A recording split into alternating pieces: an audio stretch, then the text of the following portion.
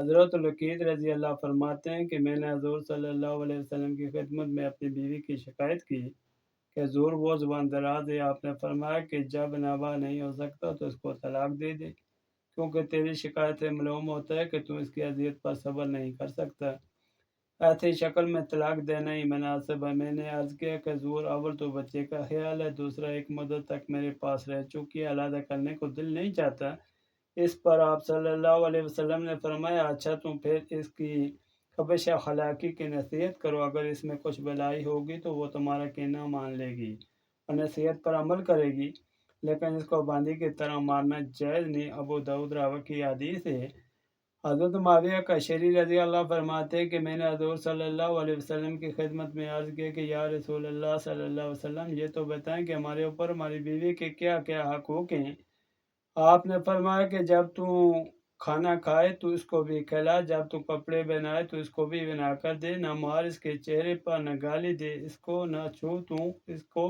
لیکن اگر اس میں مسلط ہو کہ اس کا بستر علیحدہ کر دے، یہ نہیں کہ تم دوسری جگہ سو جاؤ یا ناراض ہو کر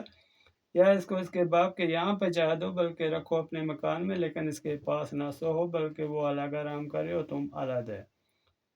فتویٰ قادیان میں لکھا ہے کہ مسلمان خاوند اپنی بیوی کو 4 باتوں پر مار سکتا ہے: یہ کہ خاوند چاہتا ہو کہ بناؤ سنگار کرے اور وہ اچھے کپڑے نہ پہنے، بالوں میں کنگھی وغیرہ بناؤ سنگار نہ کرے بلکہ یوں ہی میلے کی چیلی رہے، یہ کہ خاوند صحبت کرنے کا ارادہ کرے اور بلا عذر شرعی نہ مانے، یہ کہ حیض یا جنابت سے غسل نہ کرے اور یوں ہی پھرتی رہے، یہ کہ نماز چھوڑنے کی عادی ہو، یعنی ان 4 صورتوں میں مارنا جائز ہے۔ علاوہ ازیں بد چلن ہونے کی بنا پر بھی مار سکتے ہیں، اور اگر اپنے کھانے پکانے پر، اپنے ماں باپ کی اطاعت نہ کرنے پر،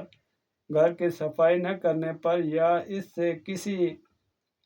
نقصان ہو جانے پر، یا جواب دینے پر، یا خواہ مخواہ ہی ذرا سی بات پر غصہ آ جانے کی وجہ سے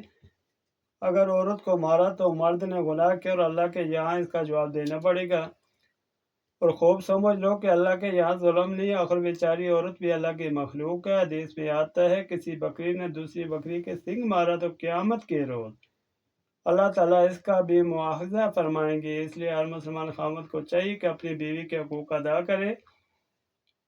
جس طرح سرکار دو عالم صلی اللہ علیہ وسلم نے حقوق ادا کرنے کی ہدایت فرمائی ہے۔ بعض مرد خواہ مخواہ ہی عورتوں کو گالی دینا شروع کر دیتے ہیں،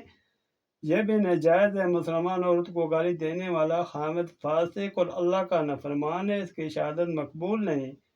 اور اگر وہ نماز پڑھائے تو اس کی نماز مکروہ ہوتی ہے۔ اس لیے ہم کو عورتوں کے معاملے میں بہت احتیاط کرنی چاہیے۔